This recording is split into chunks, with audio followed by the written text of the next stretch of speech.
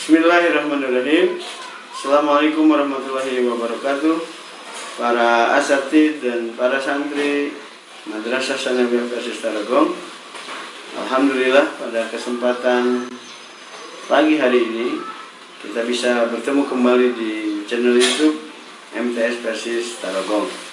Para santri sekalian, hari ini hari Ahad di semester kedua, pelaksanaan kegiatan pembelajaran agak berbeda dengan kebiasaan keseharian. Hari ini, hari Ahad, di jam ke-1 ke-2 kita akan melalui pembelajaran melalui tayangan yang ada di channel YouTube MTS Persis Tarogong.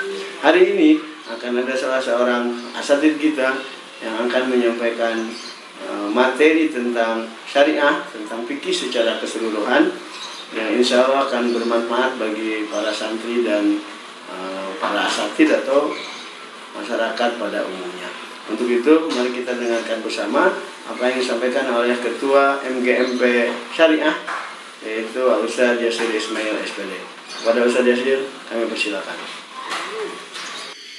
Bismillahirrahmanirrahim. Assalamualaikum warahmatullahi wabarakatuh. Alhamdulillahilladzi arsala rasulahu bil huda wa dinil haq liyudhhirahu 'ala dini kulli wa kafa billahi shahida. Asyhadu an la ilaha illallah wahdahu la syarika lah wa asyhadu anna Muhammadan abduhu wa rasuluhu la nabiyya ba'da. Amma ba'du, para santri sekalian, alhamdulillah kita bisa berjumpa kembali dalam program kajian Pekanan Santri. Insyaallah pada kesempatan ini kita akan membahas, berdiskusi, berbicara berkaitan dengan manusia, agama, dan fikih. Para santri sekalian, harus dipahami bahwa kita sebagai manusia memiliki lintasan kehidupan yang sama. Apa maksudnya? Siapapun orangnya, kaya, miskin, jelek, ganteng, santri, ustadz, presiden, apapun lah, yang kemudian dia adalah manusia, maka dia akan memiliki lintasan kehidupan yang sama.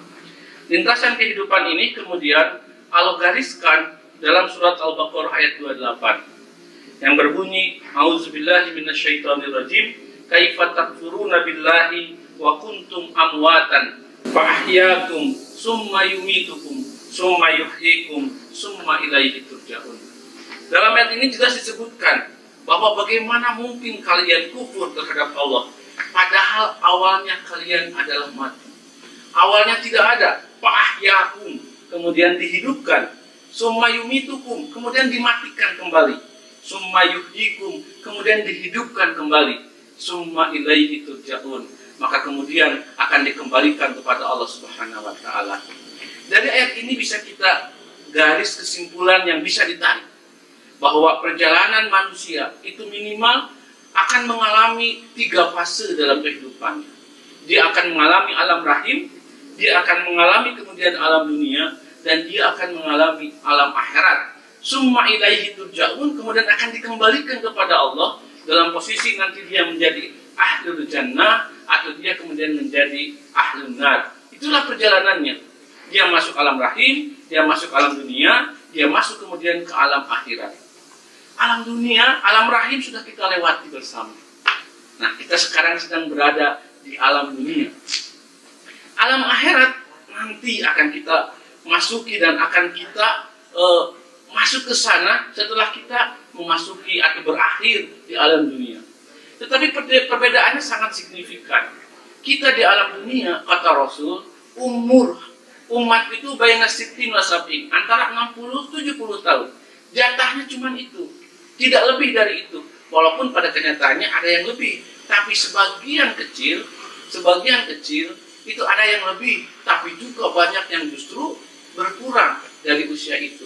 Tetapi usia yang kemudian digariskan itu adalah baina sittin wa sab'in, antara 60-70 tahun. Itu di dunia. Tetapi kemudian pertimbangan perbandingan dengan di akhirat sungguh luar biasa perbedaannya yang sangat. Di beberapa dalil, di beberapa kesempatan, di beberapa keterangan disebutkan bahwa begitu panjangnya, begitu lamanya perjalanan nanti kita di akhirat. Kenapa begitu lama? Karena di akhirat yang nanti ujungnya surga atau neraka, itu abadan fiha, selamanya. Never ending, tidak ada akhirnya. Sampai kapan kita berada di surga?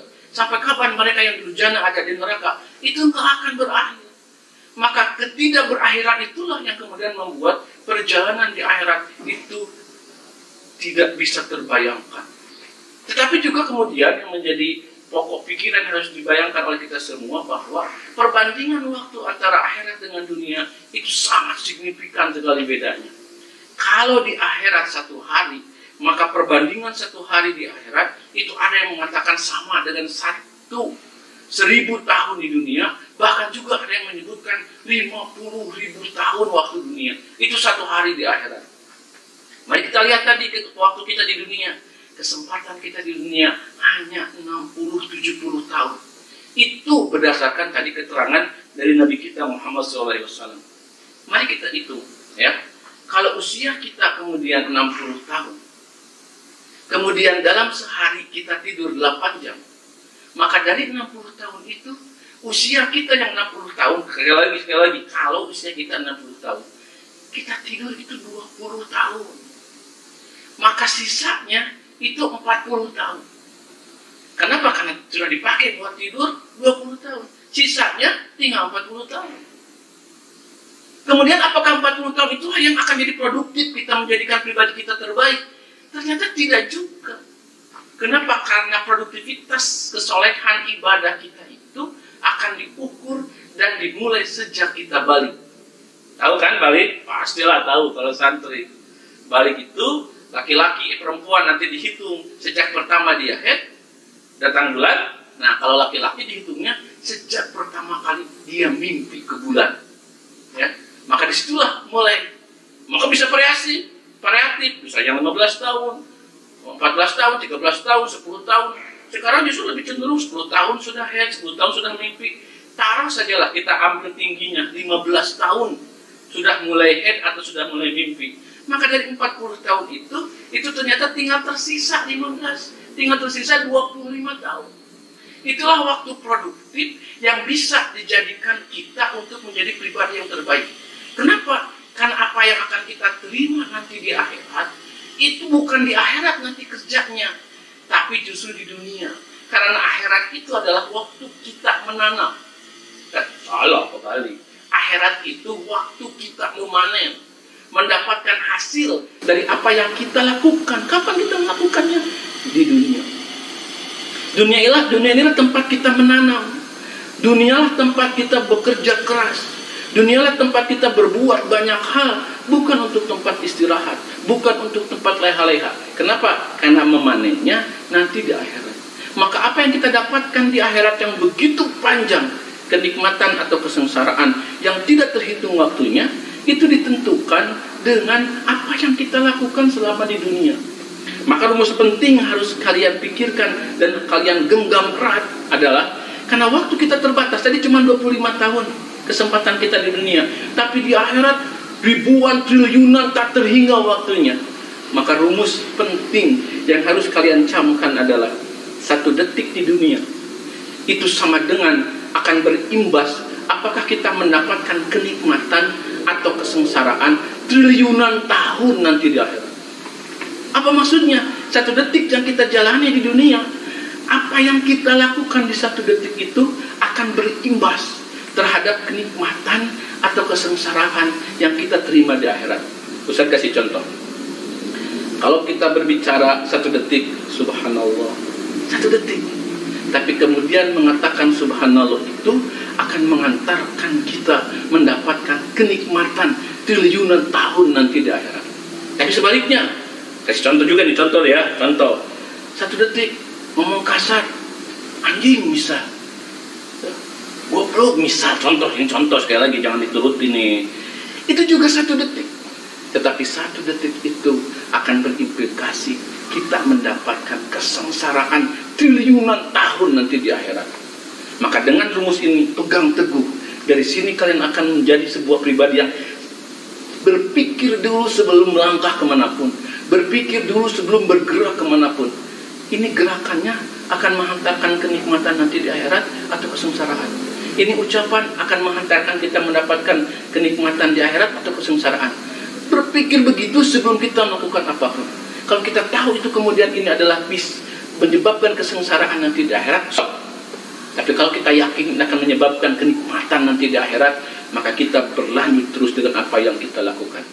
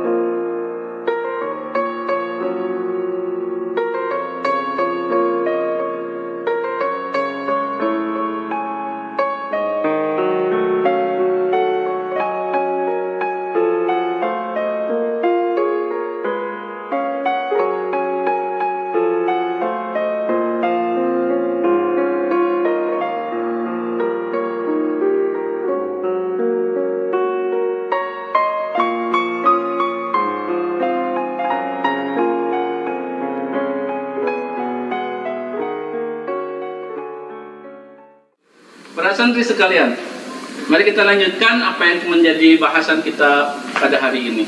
Tadi sebelumnya saya disebutkan bahwa begitu pentingnya kehidupan kita di dunia karena menentukan apa yang akan kita dapatkan nanti di akhirat.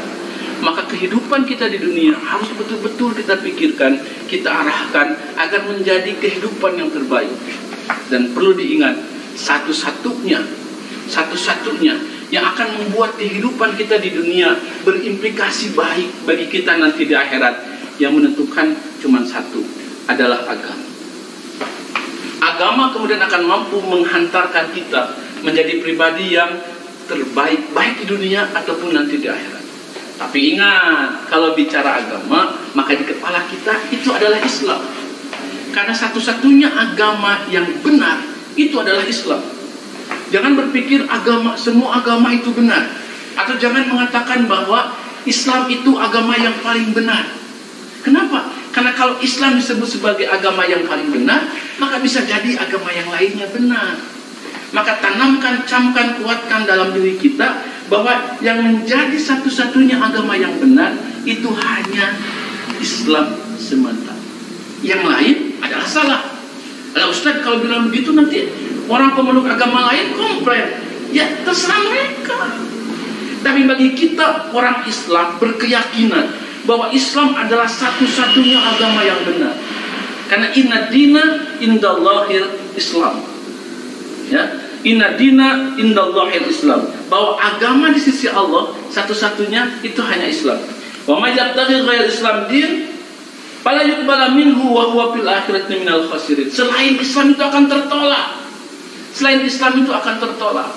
Maka kemudian kita harus berpegang teguh kuat bahwa hanya Islam agama yang benar dan yang lain adalah salah. Jangan pernah berpikir semua agama adalah benar. Jangan berpikir semua agama adalah baik. Baik bagi pemeluknya silakan. Kalau menurut pemeluknya baik ya silakan. Tapi bagi kita pemeluk Islam yang baik, yang benar, yang diterima oleh Allah, itu hanya Islam. Itu yang harus dicatat oleh kalian. Kemudian agama itu apa sebetulnya? Nah, secara definisi kalian nanti bisa lihat di layar, akan disampaikan huwa wad'un ilahiyyun munazzalun ala rusulihi sa'ikun lidawil uquli li sa'adatid daraini. Yang disebut dengan agama itu adalah pedoman, aturan, ya, yang kemudian Allah berikan kepada manusia melalui Rasulnya, ya, untuk menjadi pedoman hidup. Ketika itu diambil, ketika itu kemudian dipakai oleh manusia, oleh kita, maka akan menjadi li sa'adatid daraini. Kita akan memiliki kebahagiaan di dunia dan di akhirat. Itu menjadi poin penting.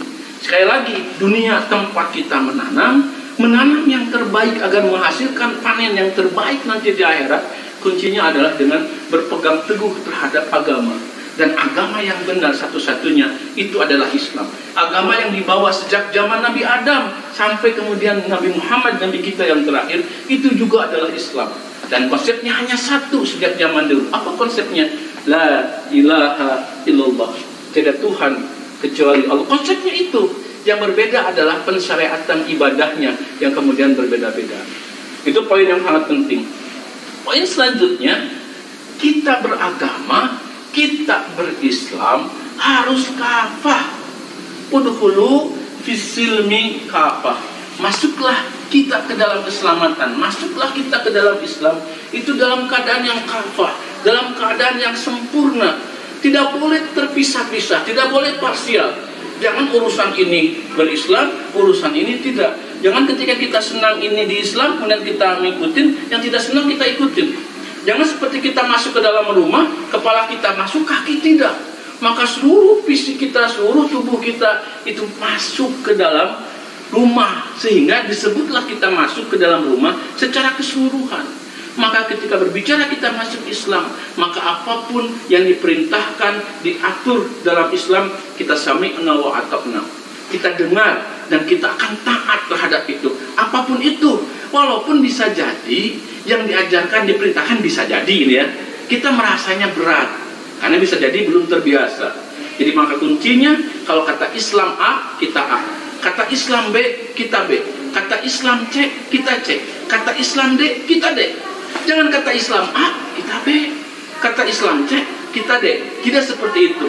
Kalau kita menjamin diri kita, menurut Islam A, kita A. Menurut Islam B, kita B. Menurut Islam C, kita C. Maka insya Allah kita sudah beragama dalam konsep yang kafah. Ketika beragama kita kafah, maka insya Allah beragamanya kita akan menuntun kita untuk hidup terbaik di dunia. Hidup baik di dunia, insya Allah akan menuntun kita mendapatkan kebaikan, kenikmatan nanti di akhirat.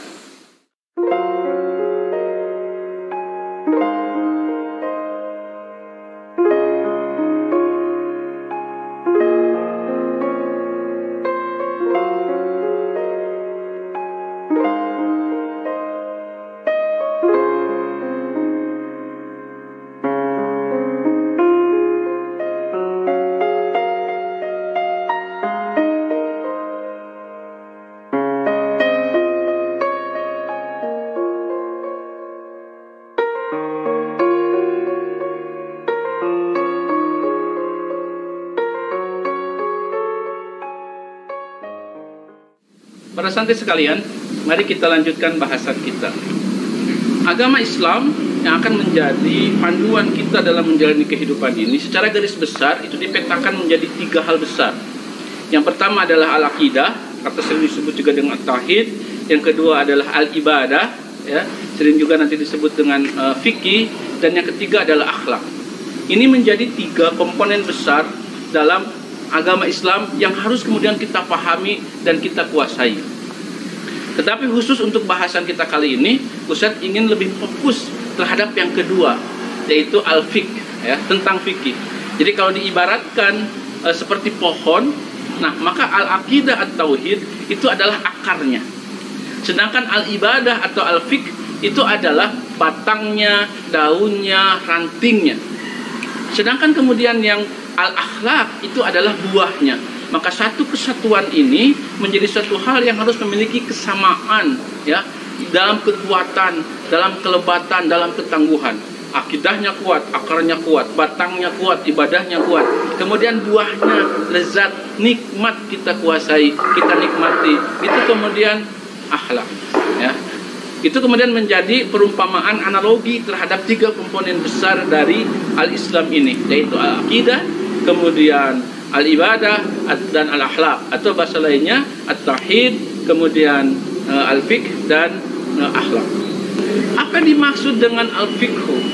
Khusus yang kelas 8, kelas 9 harusnya sudah tahu apa yang dimaksud dengan al-fiqh. Kenapa? Karena ini sudah kalian pelajari di pelajaran usul fikih mungkin kelas 2 sanawiyah, kelas 8 lah kalau Ustaz tidak salah, bahwa al-fiqhu lughatan al-fahmu, bahwa fikih secara bahasa itu adalah pemahaman, sedangkan secara istilah itu adalah al-ilmu bil ahkami syar'iyyatil lati tariquhal ijtihad, pengetahuan kita tentang hukum-hukum syara yang jalannya adalah ijtihad. Apa maksudnya? Ketika kita berbicara hukum A, wajibkah, haramkah, sunnahkah, makruhkah, mubahkah, maka itu sebetulnya kita sedang berbicara fikih. Maka logika yang harus kalian bangun ketika berbicara fikih adalah ada dalil ini nanti di istinbat. Salah satu cara mengistinbat, menyimpulkannya dengan menggunakan usul fikih, maka ketika sudah diistinbat, maka jadilah sebuah hukum. Kalau sudah menjadi hukum, itulah kemudian yang disebut dengan fikih. Saya kasih contoh. Di sholat, tentang sholat misal, mungkin dalam Quran tidak ada bahasa yang jelas as-sholatu wajibun, as-saumu ramadan wajibun misal, tidak ada.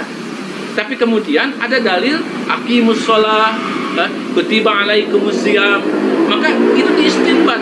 Cara mengistinbatnya misal dengan menggunakan teori-teori dasar-dasar dari usul fikih. Contoh, ada dari usul fikih atau keterangan di usul fikih mengatakan al aslu fil amri lil wujub. Asal dalam sebuah perintah itu menunjukkan wajib.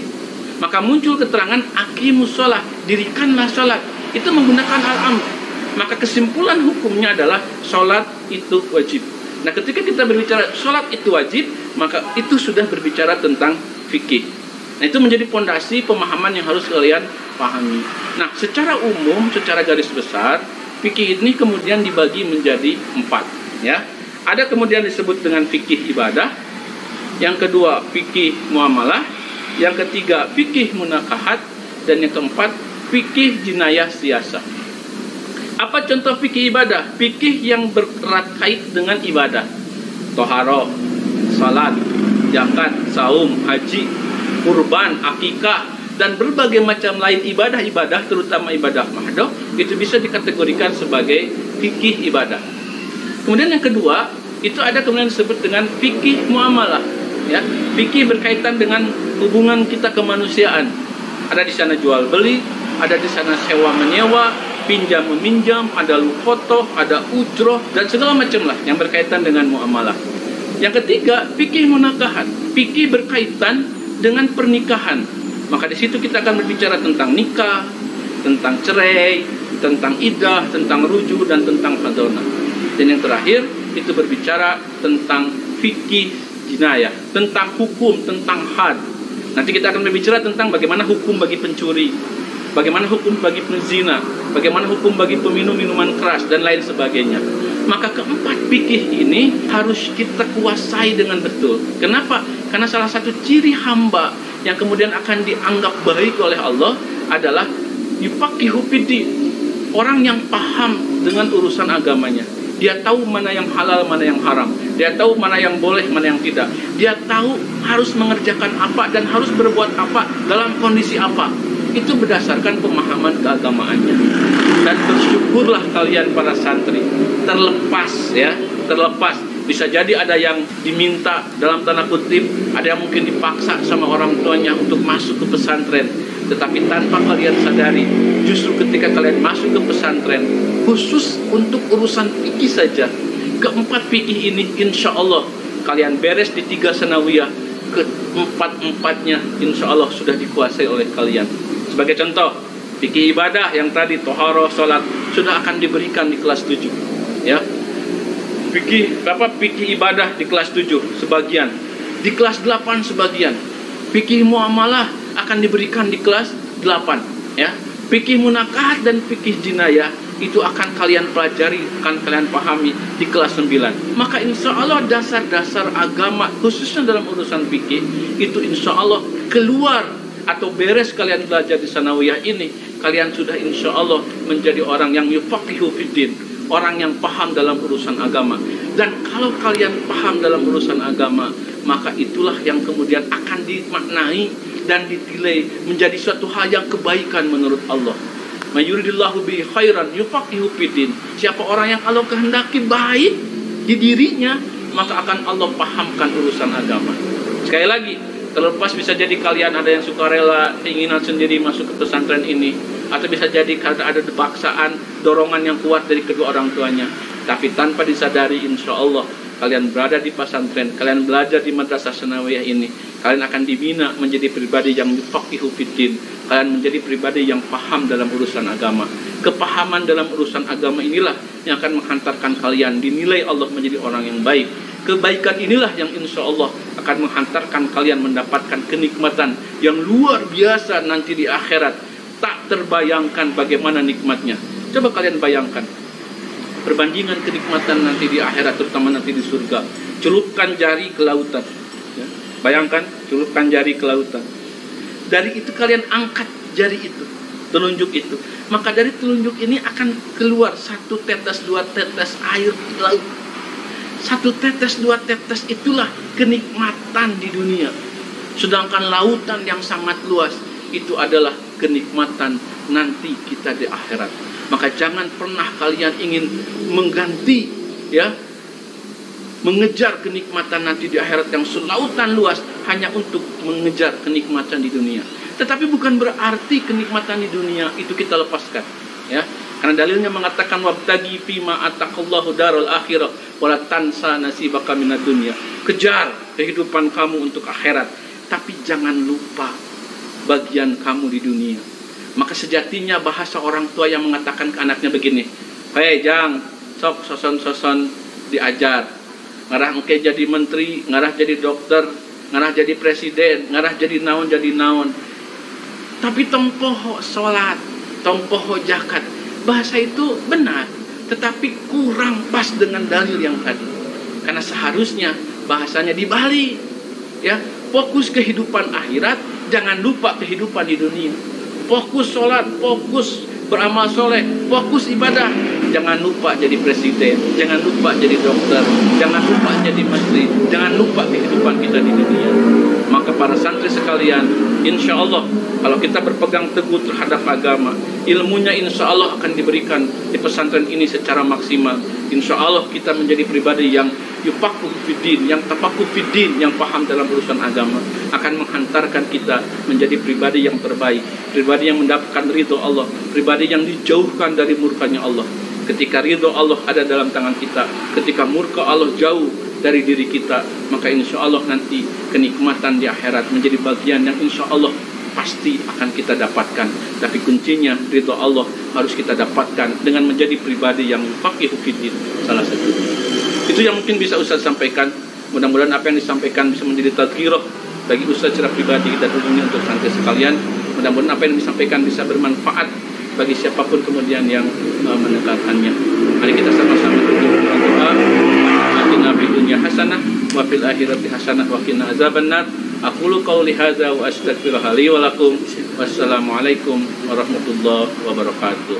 Terima kasih kami ucapkan kepada Ustaz Yasir Ismail SPD selaku Ketua MKMP Syariah yang sudah menyampaikan paparannya untuk kita semua. Mudah-mudahan apa yang disampaikan bermanfaat bagi kita semua, semakin tumbuh kesadaran keberagamaan dan pemahaman yang benar tentang bagaimana pentingnya fikih di dalam hidup dan kehidupan kita. Demikian barangkali rangkaian acara dari awal sampai akhir untuk kegiatan pembelajaran kita hari ini. Sekali lagi mudah-mudahan ini semua menjadi penyemangat bagi kita terus belajar dan belajar walaupun dalam kondisi yang seperti ini. Kurang lebihnya mohon dimaafkan. Assalamualaikum warahmatullahi wabarakatuh.